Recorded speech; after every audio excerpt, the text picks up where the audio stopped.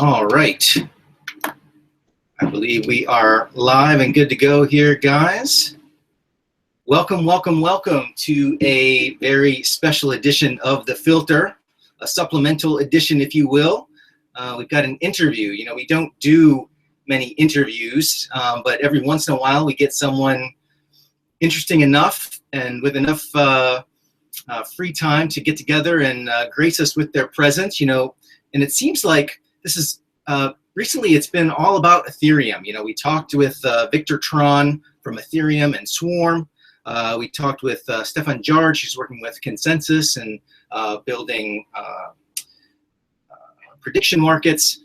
And today we've got Mr. Griff Green, the singular Griff Green. Griff Green was with us in Bali about a year and a half ago when it was all about Bitcoin. He had been on a around the world tour, stopped for a little while here in Bali.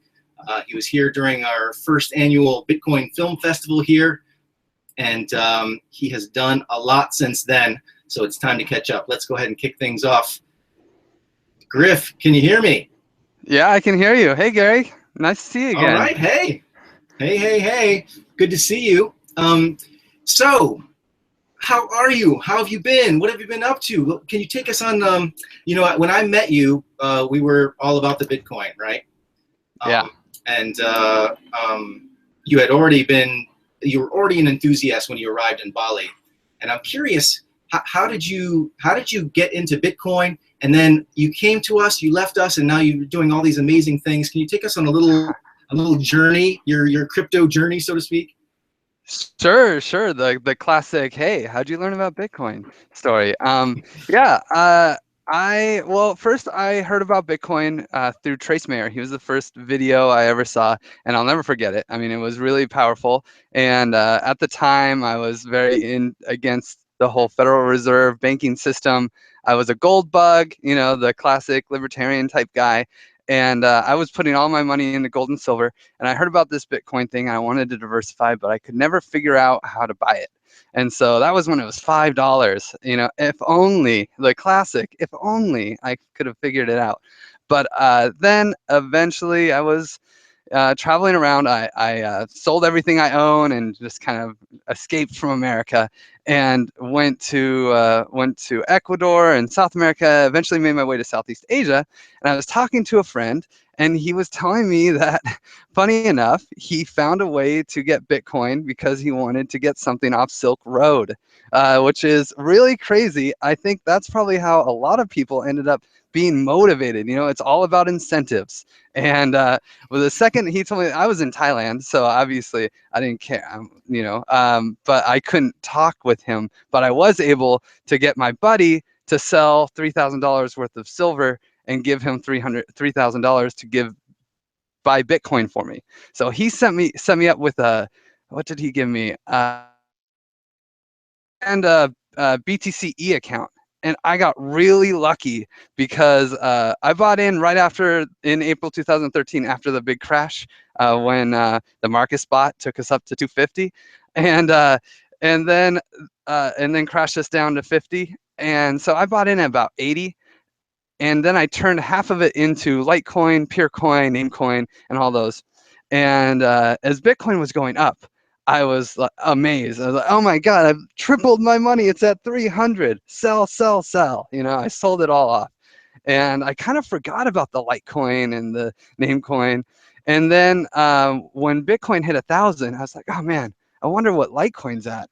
And it was at $42. And I'd bought in at $2. So I was just, oh my God, this is amazing. My $500 investment turned into like 24 grand. You didn't have to go dig it out of the dumpster somewhere, like on a laptop that you threw away? No? Okay, that's good. No, it was because it was all on an exchange. So I just had to figure out what my password was. Got really lucky with that. I didn't overthink anything because I was traveling. I don't trust a hard drive. My laptop could get stolen at any moment. So I, you know, diversified that and luckily got out of Litecoin because that was clearly not the best coin to be in. And at the time, I had just gotten back from Australia, and Australia is really expensive if you're a nomad. So especially around those years. So I was low on cash. I was actually, when Bitcoin hit 1,000, I was writing applications to be a chemical engineer again, going back into the cubicle world. And then I tore those applications up because this was way more interesting. And I signed up for, well, my first step was just to run off to Ecuador because I loved Ecuador. And I thought they could really use Bitcoin and digital currencies because they use the US dollar. They have problems with change. No one sends pennies down to Ecuador. It's expensive. So they don't have every time you buy something, you need to get change. I thought they were ripe for the digital currency space. Unfortunately, so did Ecuador. The government themselves. Another thing about Bitcoin and Ecuador is Ecuador has a 5% tax on any U.S. dollar that leaves the country. So they are really restrictive.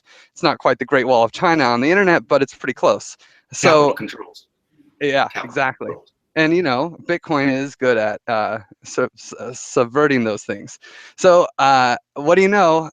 They caught on quick. And even though I was relatively an important part with Paul Butinick on trying to bring Bitcoin, and there was a anonymous underground Bitcoin group in Ecuador. It was really fun, but very quickly on, Ecuador, I could see the writing on the wall. They're going to make Bitcoin illegal because they wanted to create a phone currency where they get to, I mean, they say they put, for every dollar they put on this little cell phone currency, they have it in a bank somewhere. I'm sure they audit it often and all that, but who knows? So they wanted to do their own little digital currency, so they made digital, and I was just kind of confused on what to do. Luckily, I had gotten started with the master's degree at the University of Nicosia in Cyprus. So they have a master's in digital currency, and I was one of the first people to graduate with the degree. There were 9 of us, and hey, buddy, sorry, I got friends over here. But let's see. So yeah, so I got my master's degree, and while I was doing it, it was really fun. It was a great opportunity to just take a deep dive into digital currencies and learn all about the details and how it relates with international finance. But the whole time I was making my focus on decentralizing the sharing economy, because that's something I'm really passionate about. I really am into the sharing economy and the benefits it can provide for the world, peer-to-peer commerce. Well, I think that's why you and I connected. As you know, I've been trying to build a Bitcoin economy here in Bali, and there's so many people involved, and there's so much progress we've made. There's lots of challenges, but it's all in the name of making the world a better place. And I know you are on the same page doing that. So tell me a little bit how all this new stuff, Slock.it, Ethereum, distributed autonomous organizations, all that stuff. I mean, how's it going to make the world a better place? What's the why of this whole thing? I mean, the real why for me, I am so amazed with the vision of Christoph Jensch. He is the CTO of Slock.it, and he's the smart contract developer for the DAO, or the standard DAO framework, which the DAO came out of. And he has this vision of a universal sharing network that will really revolutionize peer-to-peer commerce in every way. Yes. I mean, we talk about Bitcoin getting rid of third parties. The universal sharing network gets rid of second parties. It literally allows you to access almost any object from your phone without talking to anybody, asking permission from anybody. All of the permissions for access to objects will be predetermined by smart contracts, and you can literally just go on your phone and you'll have access to anything you could imagine. That is the dream of the universal sharing network. And one thing I had to... You want to share stuff? Yes. Well, so there's commerce, right? Which of course that's where money is made on the universal sharing network. But there's almost just because it's a permissionless open network, it is going to enable a true sharing economy. Okay, maybe I should start off with how the universal sharing network works, and then I can explain. It'll be easier for me to explain how it makes a real sharing economy. That's a new term for me. Universal sharing network. And sharing economy. People might not know what that's all about.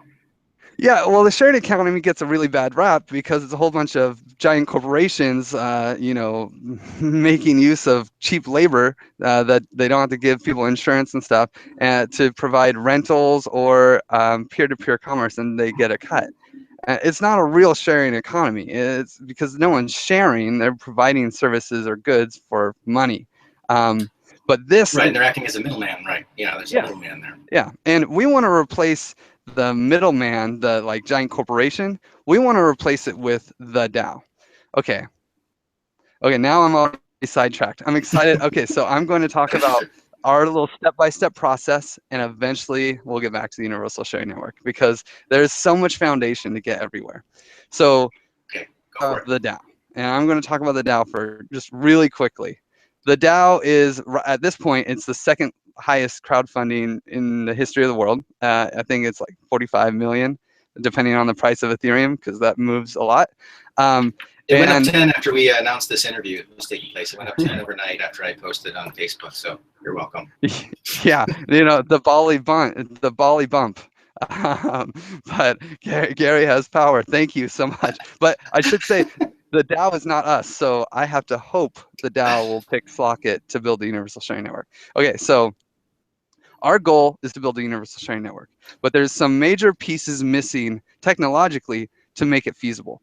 The first piece is the DAO. The DAO is a decentralized autonomous organization.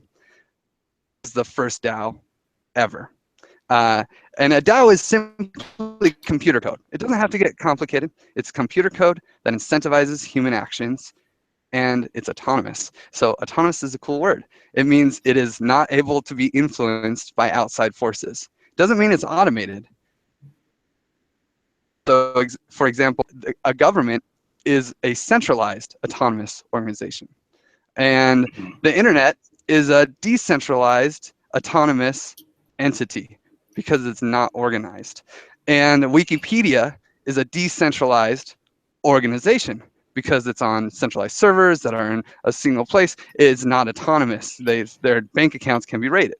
So Bitcoin is the first DAO, and it's pretty cool. I mean, it's revolutionized a So lot of it's like things. a kind of a headless thing. Like it's like a no owner, like kind of a natural entity that exists out in the universe somewhere after it's deployed. Yeah, it's computer code, right? So because and anyone can use it because anyone can have computer code on their computer, and all of a sudden now you're a part of the club. You're a part of the DAO. So if you have Bitcoin has been like 10 different DAOs because every time the computer code changes, all the people that are miners kill one DAO and move to the upgraded version, and that's like the hard fork. Right? Okay. So if that's why hard forks are so difficult, because all the miners have to agree, and then they have to join the new DAO, which would be the new version of the Bitcoin code. It's a different way of looking at Bitcoin through the Okay. perspective of DAOs. So Bitcoin is like the first So, example, the first thing that's out there that's like a distributed autonomous organization, and now there yeah. are new distributed autonomous organizations. What's the newness? Yeah. Well, oh man, that's so cool. So the Bitcoin has evolved a lot, right? Every cryptocurrency and copy became another type of DAO. And the most advanced one is Dash, which used to be Darkcoin. They have this thing called digital governance by the blockchain. And they did a hard fork. They went from one DAO to a new DAO, and they jumped, all the miners in the master nodes changed the mining reward.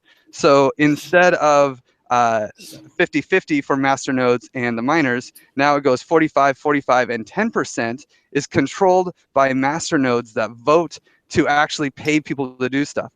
So like Amanda B. Johnson. But to simplify it, like there's no voting machines, there's no government to rely on to make the vote. It's a voting mechanism that just exists, right? Yeah, well, that's the magic, because the computer code incentivizes human action. And so one of the ways it does that is by 10% of every new block, 10% of the money goes into this pool that master nodes now have the incentive to allocate for their own self-interest. So now these master nodes will vote, and they will send money to Amanda B. Johnson so she can advertise them on her daily Decrypt show, which is pretty cool. I'm getting a bunch of updates. So let me close this Slack program because Slack is my world. So let's make it simple. Let's just for the people who like this is a brand new idea, right? They're used to governments, they're used to companies, they're used to buying things from the store, they're used to a 1-800 number to call. And what you're talking about is creating these things, this computer code that has no owner, right? It has a set of rules, but it's a headless snake. There's nobody to sue. There's nobody to go after. It works the way it works. Everybody that participates knows a priori how it works, and they can voluntarily interact with the DAO or not. Yeah, Fair? Exactly. Absolutely. Because it's not that it's headless, it's that it's there's no hierarchy, because everybody puts the computer code on, like for Bitcoin and Dash and all these other general Bitcoin based DAOs, everyone has the computer code on their miner. So they're each equally weighted heads in a sense, or their heads are weighted by hashing power. But for the DAO, it's a different setup. So the major innovation that this type of DAO that is built on the Ethereum, which Ethereum blockchain is just like a Bitcoin DAO, as in it has miners, and the only real difference, the main difference for Ethereum to Bitcoin is that instead of Bitcoin where it processes transactions, Ethereum processes lines of code. And so it becomes a world computer where the miners are actually kind of like the processor, the CPU of the Ethereum network. And it's just processing lines of code. So the DAO is literally a computer program on the world computer that is Ethereum. And anyone can access this computer by just using some software that the Ethereum Foundation puts out. So you get a little program on your computer. You have to, at this point, you still have to have the whole blockchain so that you can read the DAO's contract on your computer. But yeah, so why do I want to use this computer? Why do I want to use this computer up in the sky as opposed to just the computer sitting on my desk? Why is this computer better than the computer we already got? The main thing is security and uptime, because the Ethereum computer sucks. I mean, it's so slow. You're kind of on the weakest link. It's probably like equivalent to a computer that could play Pong. It's really not. You're not going to be running World of Warcraft on that thing. It's really slow. Maybe it'll get better. People talk about Casper and sharding. There's lots of improvements that will develop, I'm sure, and the DAO will probably finance a lot of it. But the main thing is that you have permissionless access to all of the programs that anyone puts on there. So it doesn't matter, even with the Great Firewall of China, you can still you cannot be censored on the Ethereum network. So you can still access the DAO no matter what the Chinese government want to say. It's kind of computer code. It's computer code that's not censorable. Is that it? Yeah, I mean, it's because, yeah, it's like a hard drive. It's like a decentralized hard drive. All the different lines of code are saved on the blockchain. So blockchain becomes this hard drive that you can run applications off of. And all the miners, you have to pay the miners. So this is kind of like transaction fees. They call it gas. I don't need to get into the complications that brings. I'm sure people have been confused by that before. I'll let it go. But they have to pay gas to pay the miners to process their transactions. They're paying the miners to be their CPU to run the program that they want to run. So so I'm going to get into the DAO though, and just say, Sure. learn about Ethereum from someone else. I barely knew about Ethereum before Slock.it, so I'm probably not the expert. I'm just a quick learner and diving in. So the DAO is different than the Bitcoin and Dash type DAO because the DAO doesn't have to debase its own currency to incentivize human action. What the DAO does is it says, hey, people, do you want to be part of this organization? Here's our plan. This is our mission. Each DAO, okay, so Slock.it created the standard DAO framework. We made an open source protocol so that anyone, anywhere in the world can create a DAO for any purpose. And not only did we create the smart programs that you would put in the Ethereum computer, you know, the Ethereum World Network, not only did we create all the code and annotate it really well so you don't need to read code to understand what's going on in the code, we also made a token creation wizard, videos that will show you how to do it, a wiki to show you how to deploy, to make it a no-brainer. You do not need to learn how to code so that you can actually create your own DAO. It's just like making a new Bitcoin. There are lots of walkthroughs online that will show you how to create your own currency without having to learn how to code. It's even easier on Ethereum because Ethereum has a Turing complete language. So you can do really complicated coding as opposed to Bitcoin, which is, I don't want to call it planned obsolescence, but they had, for security purposes, they had to dumb it down. Ethereum said, let's kick it up a notch. Right. So, well, but most people are not going to create their own DAO, right? They're going to be, they want to make use of something that's cool and hasn't existed before, right? And that's, yeah. I mean, most people aren't going to create their own cryptocurrency either. But the fact that you can is going to allow some really creative people to do amazing things, in my opinion. Because, you know, the DAO is a for-profit organization, but I believe it's going to work because we have a whole setup on what we want, why we're making the DAO, and we have a whole plan that's, you know, kind of like beyond. It's probably a 3-year plan, but and the DAO is the first step. But for-profit DAOs are going to be a little more difficult to go with, but a non-profit DAO is so easy because people will send Ether into a DAO. Ether is the currency behind Bitcoin, or behind a currency like Bitcoin on the Ethereum network, the tokens for the Ethereum network. So you'll send Ether into a DAO, and then you'll get DAO tokens back. And those DAO tokens are kind of your voting token, so that you can decide how the Ether in the DAO should be used and what it should do.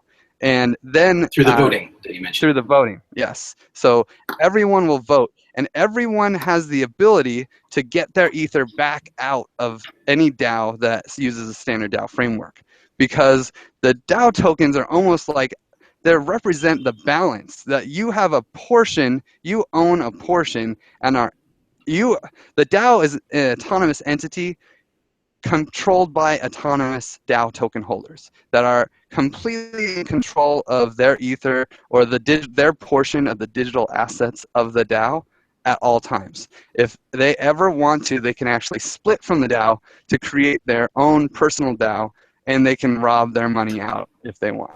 So tell me if this is right. If you've got a very cool project and you want to create it in computer code, but you don't have the funds to do it, and you don't want to be responsible for it after it's deployed, you can create a DAO, and then people who are interested in your product can buy tokens in that DAO that you've created, and then they can vote on how the DAO is governed, right? What the DAO does and how it operates. It's based on all the people that got involved from the beginning. So kind of like crowdsourcing, but you can control the organization after the initial release. So, except that last part of control. So DAOs, it's kind of like, you know, this whole blockchain debate in Bitcoin, where all the devs, most of the people want to raise the block size limit. Sorry, the block size debate.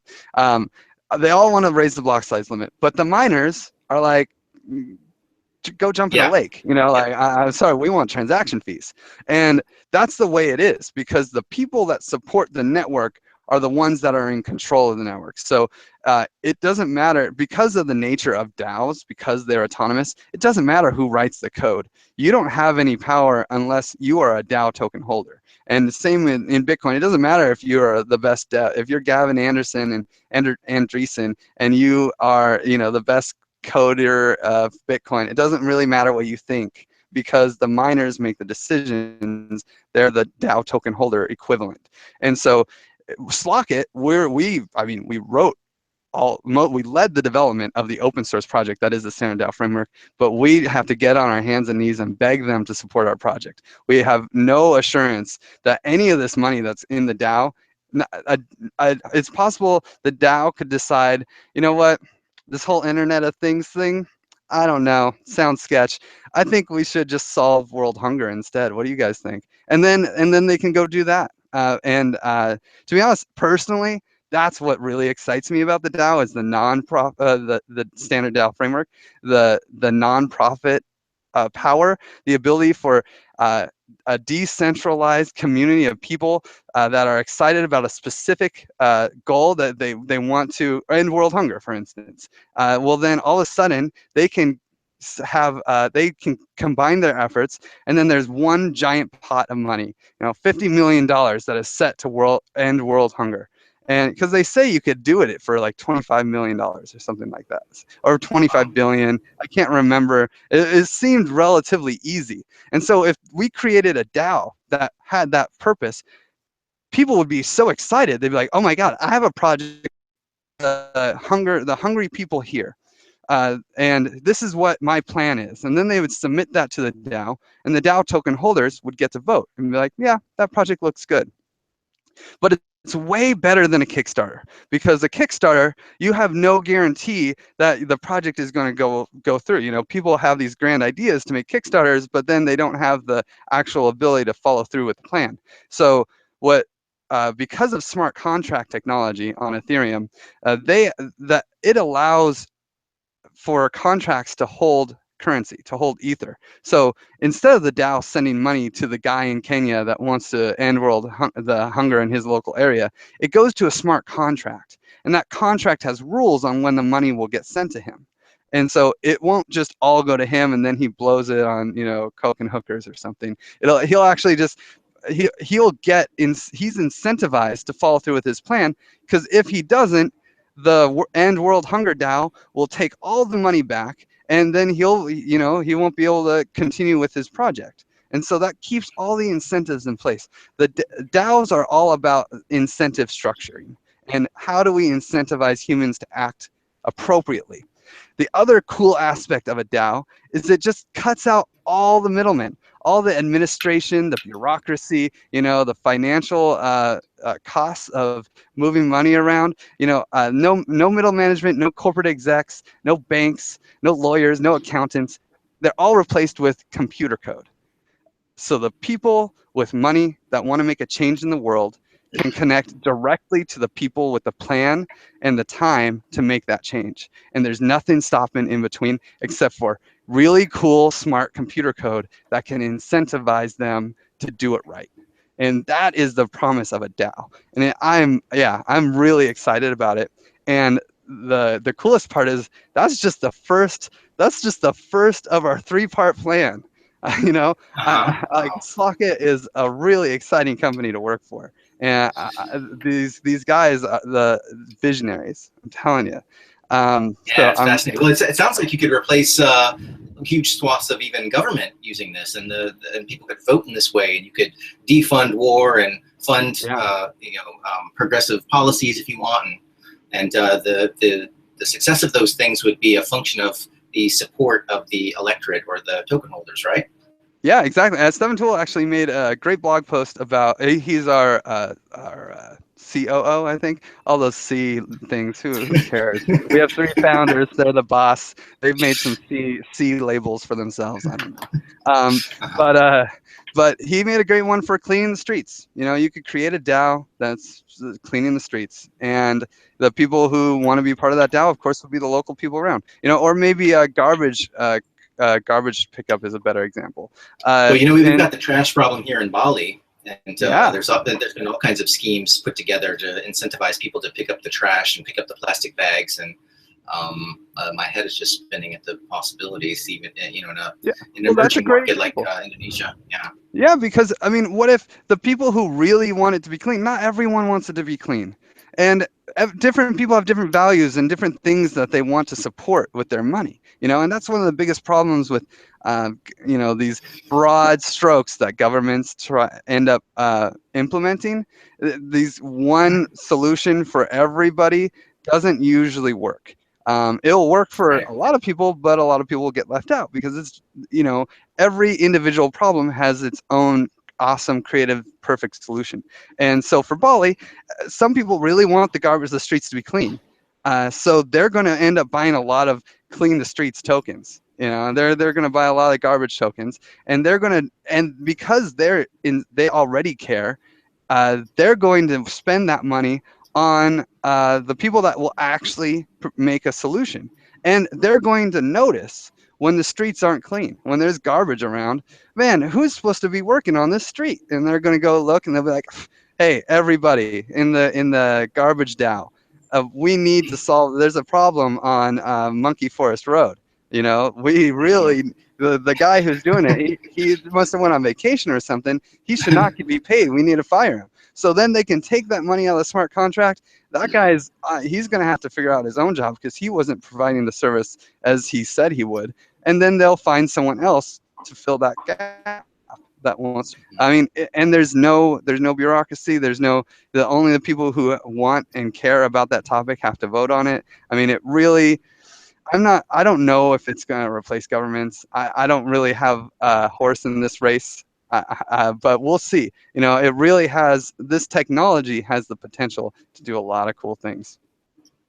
I'm really interested in the charity angle and the focusing resources to the things that people care about, especially during this presidential race in the United States, where we're kind of we're trying to, we're going to vote on one day for one guy, and then they're, as far as I'm concerned, they kind of like disappear for 4 years, and you're not sure if anything that we all talked about, that we all got excited about, actually is progressing. And it seems like you can keep more of your finger on the pulse with a system like this and see more follow through.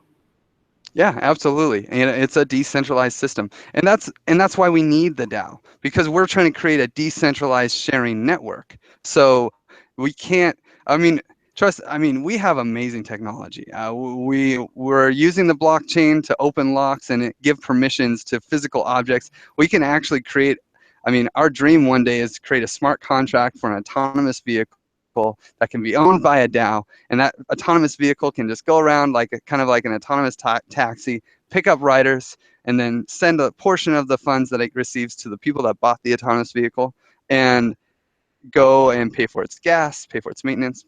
You know what a better example is? We'd had a hackathon in October, and the guys that won it, they created this thing called Soul Ether. And it's just a solar charger that charges a cell phone. It doesn't seem that crazy, but it's got a smart contract behind it. So it will only charge your cell phone if you send money to the smart contract, Ether. And once it hits a certain point, that smart contract can then actually pay other people to add a battery or add an extra solar panel to make the solar panel bigger. So as the demand exceeds the capacity, the solar panel can actually grow and keep going and going. And so then it needs a way to advertise itself. And so that's what the Universal Chain Network would do.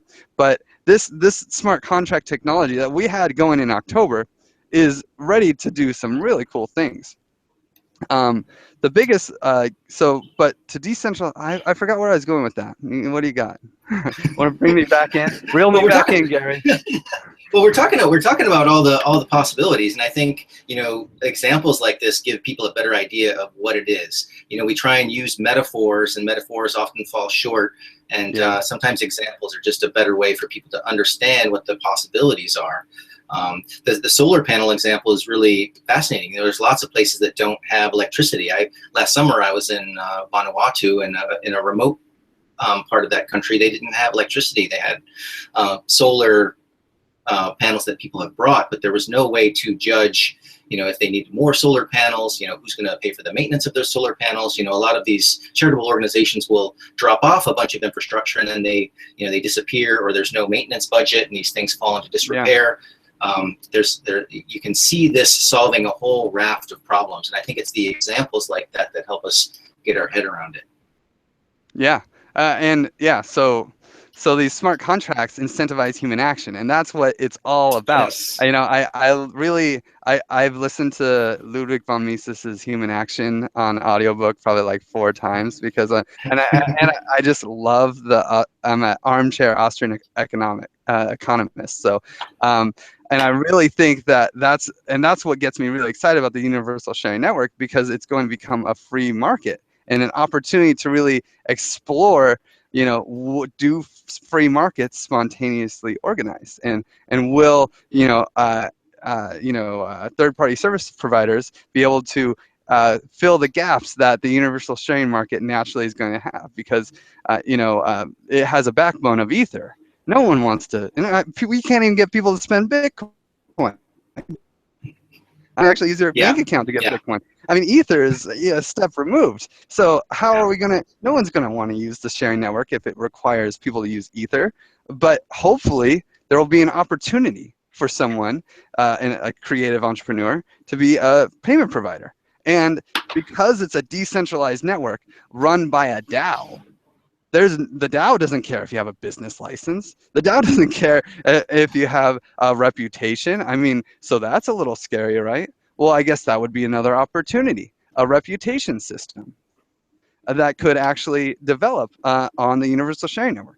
And it would be incentivized to develop, because a lot of people want a decentralized reputation. There's no incentive to build it. I mean, Facebook works good enough. Yelp is pretty awesome. So what? I don't need it. But if you have a decentralized network with opportunities for economic, I want to say, to grease the economic wheels, then that will one will develop, because I mean, it's really amazing. Slock.it has been developing this standard DAO framework for, I don't know, 6 months. I've been with Slock.it since October, so that whole time we've been developing this code. I don't know how long Christoph was working on it before, but help. There were some people, some mates from the community, and Yoichi, these really cool guys, and obviously Lefteris, who works for us. I mean, he was endlessly testing it, but he was on his own. I mean, he did a great job. And we did have auditors, and we paid people to really make sure before we let people put millions of dollars in this code, we dotted all our I's and crossed all our T's. That is for sure. But and Lefteris especially stepped it up.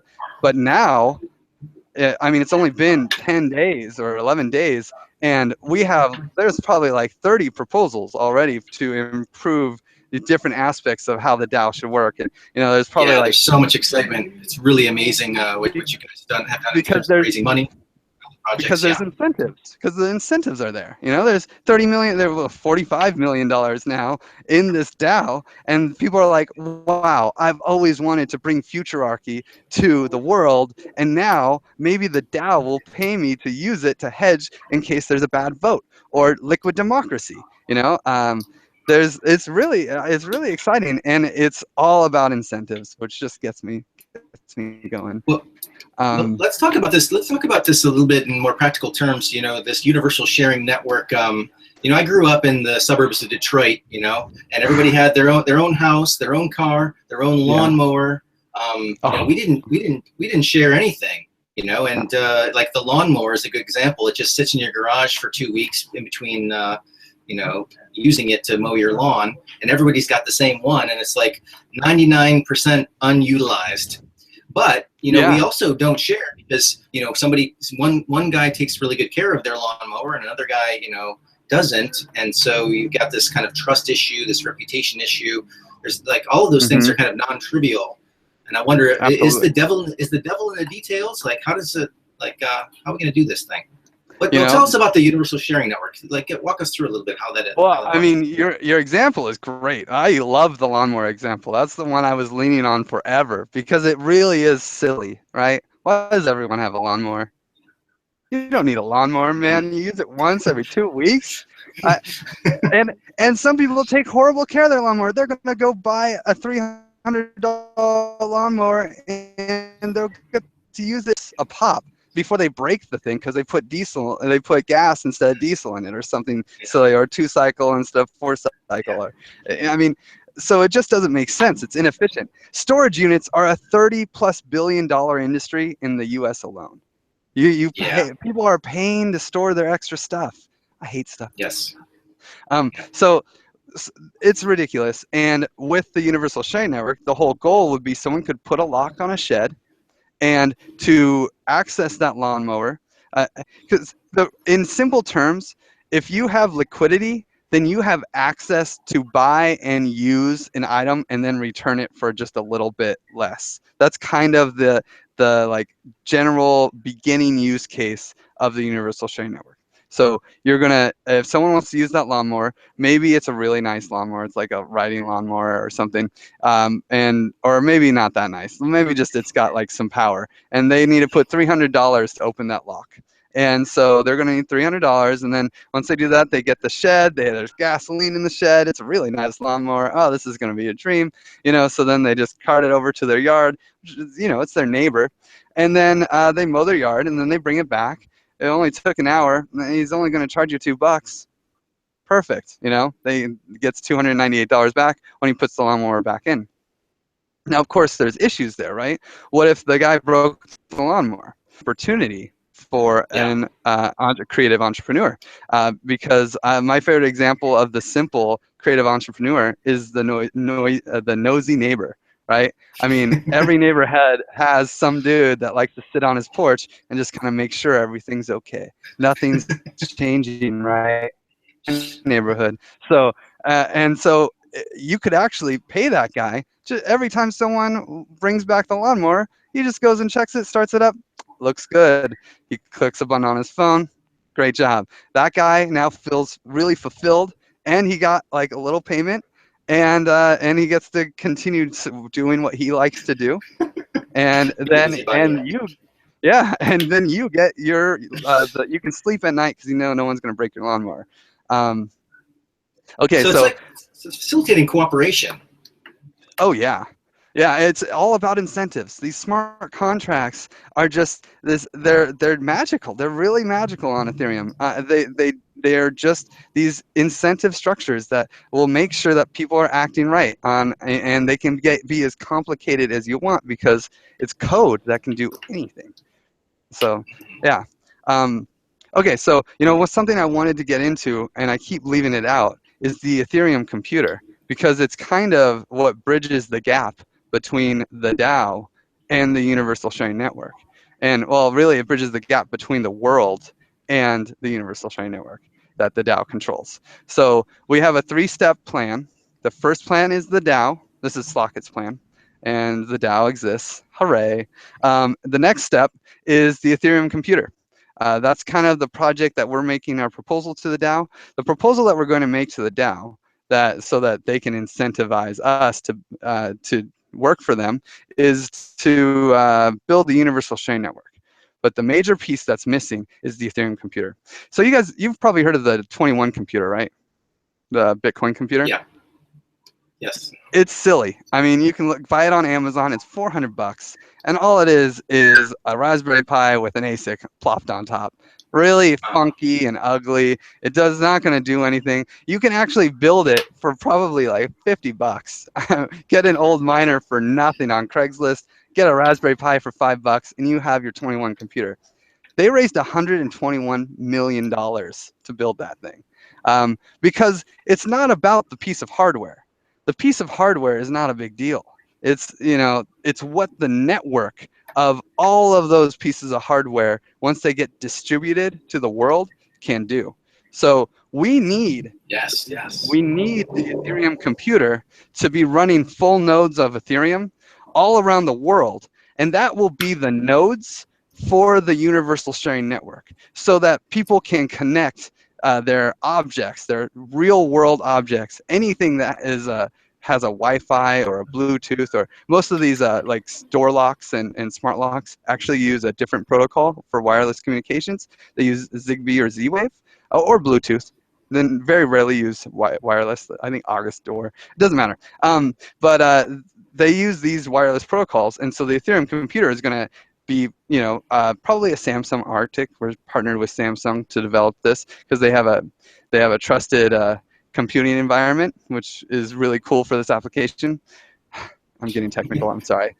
So we're gonna make something like a Raspberry Pi, and we're going to make it so that the Raspberry Pi or Samsung Arctic can actually Intel Edison. There's so many options. Can actually run a full node of Ethereum. So we'll have to add a little bit of hard drive. We'll have to, and then we also want it to talk to smart devices. So we'll add all those wireless communication protocols and the transmitter and receivers to that box, and that's all the Ethereum computer is. Our minimum goal, I mean, we've raised $45 million. Our minimum goal was only $500,000 because we don't necessarily, we could start working on this project and put that together for really cheap. But to actually distribute the Ethereum computer all around the world and create a universal share, I mean, we're going to have to shoot this thing to Mars if we want to hit the universe, right? That's going to be expensive. No, I'm just kidding.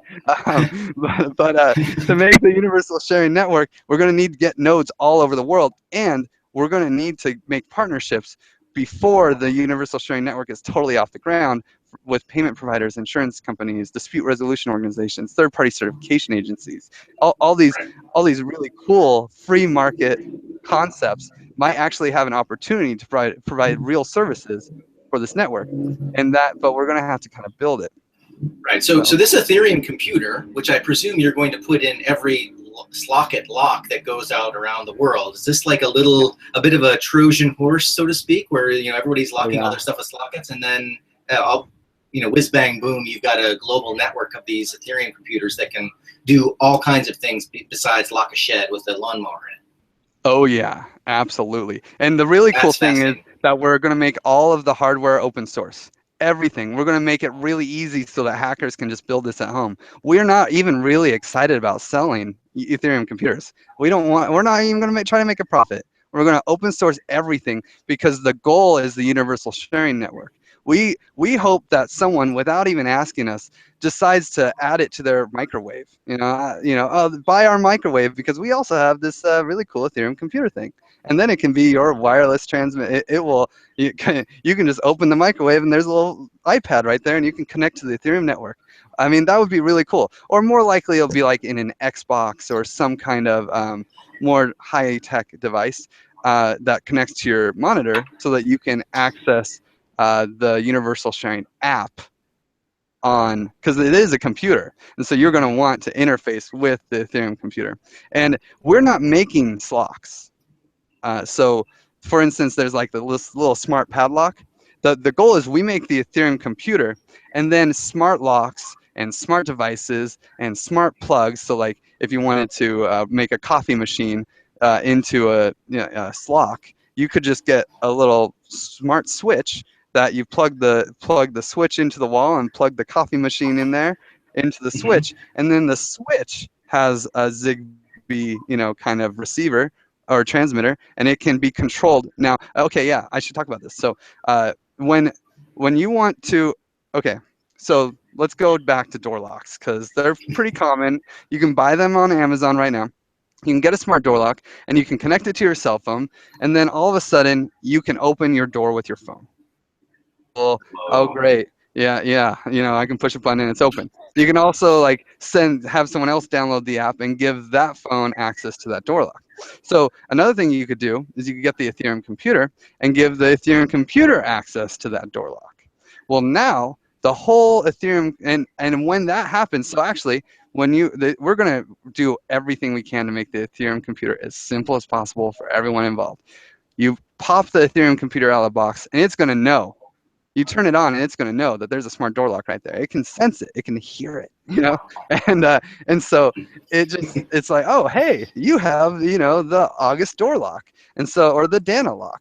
And then we're going to have predefined default smart contracts that will just pop up and say, okay, how much would you like to charge as a deposit to open this door? And then you type in a number. How much would you like to charge per minute for use of this door? You type in a number, put in a picture, you send in a picture, a description, your location, whatever, because there's going to be lots of random customized smart contracts for different smart devices. And then instantly, once you fill out that wizard, it's like you're on Craigslist or eBay. You're advertised globally and locally to the entire world on the Universal Sharing Network. And your service could be integrated as part of your Airbnb. Let's say it's early on, you can still use Airbnb. But then when you're chatting with them on Airbnb, you say, oh yeah, download this app on your phone. And that app for the guest, who maybe the guy has a house in Bali, but he's in Mexico, and somebody wants to use his Airbnb, he just says, hey, download this app. And then they download the app, and then they send currency to the Ethereum smart contract, the smart contract that represents the door lock on the Ethereum network that they made with that wizard. So now there's this magical, invisible smart contract that actually will control who has access to open that door lock. So once they send the right amount of money to that smart contract, now their phone can tell the Ethereum network to open that door lock. So you don't, the smartphone doesn't actually connect to the lock, it connects to the Ethereum network. And then the Ethereum computer listens to the transactions and opens the door lock. And it won't even have to, I shouldn't say transactions. Actually, you can, once you have access, you don't have to wait for blocks or anything, because the only thing that matters is the actual, like, I don't want to say purchase, but the access rights. Once you're given the access rights to that lock, then you can send whisper messages. You can just send like almost like a little text, and it'll just open and close the lock instantly because it's so quick, the little circle that it has to fire to make that work. And so we're not going to make Slocks. We're just going to make the Ethereum computer, and then and just make that compatible with any smart device. And then one of the biggest problems in IoT is nothing is intercompatible. You know, there's not one system. The classic story is, oh, I bought this Philips light bulb and now they don't support the app anymore and I can't turn on the light. You know, so yeah, it's the classic thing in IoT. Well, that won't matter anymore because we'll have the DAO will be paying Slock.it to support all of these smart contracts, and so that they can always work. And then the Philips, even if Philips app doesn't work anymore, well, guess what? Slock.it's app will. So you don't have to worry about it. Is there a name for this network of Ethereum computers, this global network? Does the network have a name? Yeah, it'd be Ethereum, because it's almost like the miners for Bitcoin. In fact, the Ethereum computer has a lot of purposes because it runs a full node of Ethereum. So the Ethereum, so it's the Ethereum network. It is the Ethereum network. That's the network that we would be using that the Universal Sharing Network would live on, because it's a network of Ethereum smart contracts that are all on that big Ethereum world computer, you know, that decentralized hard drive that all the miners are holding. That all those smart contracts are going to be on different blocks in the history of the Ethereum network. So just playing devil's advocate here, you know, now that my door to my mansion is locked with a computer that's on the Ethereum network, how long before a hacker hacks my front door and takes my lawnmower? No, hey, well, hopefully they just take your lawnmower. No, that's a real thing. And unfortunately, I'll be honest, smart locks suck. You should check out these Amazon reviews. They're not very good. It's young technology. It's young technology. I'm not going to mince words. The problem isn't the Ethereum network. No one's going to hack into and get your private keys. I mean, that's the magic of digital currency, right? That's kind of impossible. I mean, okay, it's definitely not impossible, but it's very difficult. The hacker is going to be able to hack into that lock, though, because a lot of these locks are not very secure, and people keep finding bugs. And the real problem, the real reason they're not secure is because they're not open source. It's all proprietary hardware by a bunch of cocky, arrogant, software developers that think they can, make all these firewalls and protect themselves. I mean, the fact is, there's always a race going on between the hackers and the software developers. The only way to create really secure stuff, at least from what I've observed, is to open source it so that everyone can actually review the code and make sure it's working and that there isn't going to be holes. Yeah, never mind. I'm not going to tell that story. Yeah. this Ethereum network, once the globe has this this globe of Ethereum computers, and they comprise the Ethereum network, and there's all these smart contracts kind of running our lives. Do you think that they will ever take control of the world and send a Arnold Schwarzenegger like android back in time to kill you so that Skynet and Ethereum network doesn't happen? Is that possible? Yeah. I have heard that everything in Ethereum is deterministic. There's no randomness. So Stefan assures me, one of the founders, he assures me that I should not worry about it, because I felt the same way. It's like, this is a little crazy. Are the machines taking over? Are the machines taking over? Is my house going to let me in? Yeah, exactly. I think we're working on human enslavement here by machines. This is what we're building, and I don't think so. But the AI will not come out of Ethereum because of that. However, if AI does exist and it wants humanity to enslave itself, it's going to be all about the universal sharing network. That thing is it incentivizes humans to act, and there's no other way to enslave us besides making us enslave ourselves. I don't know about this, Griff. Is my bed going to wake me up? My bed's going to wake me up. It's time to go to work. My car's going to, instead of driving me to McDonald's, it's going to drive me to the organic salad place. I can't go to the beach. It's going to cost me. It's going to cost me more if I want to take my dog with me. Your insurance company won't let you. I mean, McDonald's gets a lot more expensive when the insurance company sees you buy it there, right? And you know what? These are real worries. I'm not. You know what I'm really worried about is the drones. All the drones flying around, because FAA has certain regulations and blah blah blah. Well, the free market will find a way around those regulations, so that if there's a really cheap power drill somewhere in South Seattle, and I'm in North Seattle, I don't want to drive, I'm willing to pay a couple bucks to have a drone fly it to me. There's going to be a solution for that. It's all going to be automated. This is the whole dream of the universal sharing network, that you have the power to make any object manifest in front of you without asking permission or coordinating with anybody, right? So I'm pretty confident that there's going to be drones flying around everywhere delivering whatever people want once this network is alive.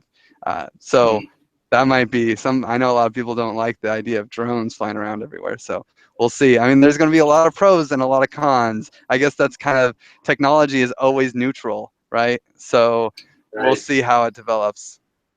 Well, we can't stop the tide of change, and there's a lot of exciting things about this change. We talked earlier about the charitable possibilities, and I would like it if my meal from Bali Buddha showed up at my doorstep 5 minutes after I ordered it. I can get behind some of this stuff, and I think we need to be cognizant of the dangers, but like I said, you can't stop the tide. You can't bail out the ocean. These things are happening, and we need good people like you, good people who want to make the world a better place, involved. And I know from spending time with you back a year and a half ago when you were here, you're one of the good guys, and I'm really excited about these projects and what you're doing. You are too. Yeah, thanks. I mean, you are one of the most powerful of Bitcoin evangelists I've ever met. By the way, I don't know anyone else who's actually been able to maintain a weekly Bitcoin meetup in a third world country. I mean, you're really killing it.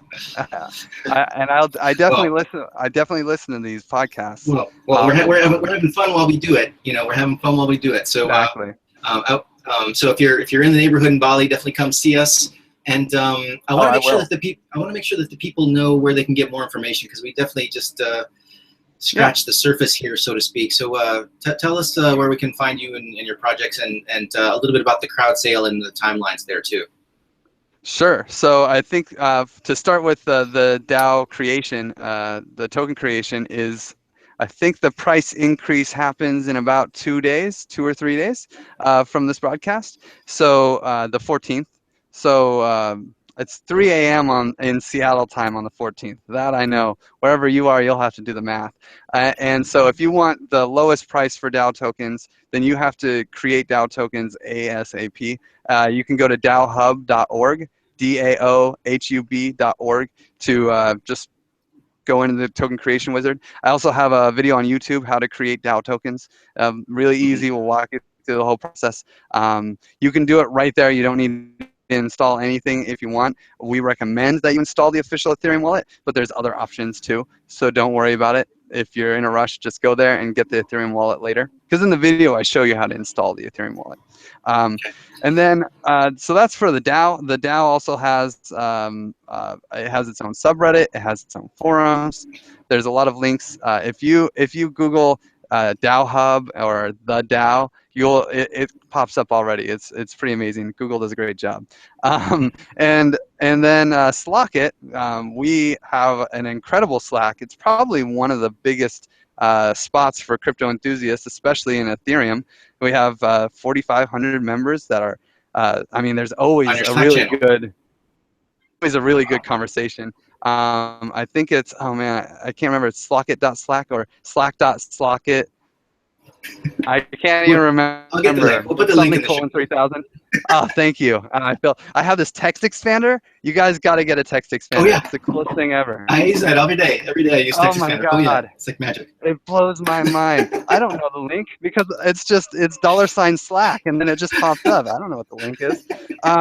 And then yeah, the Slack is the best place. Although Reddit, I'm very active on Reddit. We try to answer everyone's questions. We're pretty much, because we're doing an open source everything. That's kind of one of the mission statements of this company. We're very transparent, so you can pretty much always access me. Everyone, I'm the guy who answers all the questions. And I'm a little overwhelmed right now. But I know you've been burning the candle. Yeah. Yeah. I'm gonna take a nap. But yeah, and yeah, I think that's most of the contact information. We're gonna be hiring soon too, so don't be afraid to send us some emails, guys. careers@Slock.it. Well, that's all fantastic, and we'll put those links in the show notes. And of course, you know, we've got a crypto playground here in Bali. So maybe we'll put some of those Slock.its on some villas here. Maybe we'll have some smart contracts. I'm excited about the possibilities, and there's such a great community here in Bali. I hope you come back, and I hope the people listening will come check out what we've got going on here. And I can't recommend Ubud enough to the world. As long as you get AC, Ubud is an incredible place. Yoga town, healthy food. It's an expat community, one of the best expat communities. It's a city of expats in Bali. Monkeys running around. I mean, it is really fun out there. And there's a Bitcoin community, a really strong Bitcoin community. Thanks to you, Gary. I mean, that's right. Come see us. In Bitcoin movies, in a theater in Bali. I mean. Yes, indeed. Well, come do it again, and good luck with all of your things. Like I said, we'll put the links in the show notes. Thank you for your time. We're out of time, but I wish you all the best, man, and we will see and or talk to you very soon with an update. Absolutely. Right. Hey, thanks a lot, Gary. Thanks, Griff. All right, take it easy. Bye-bye.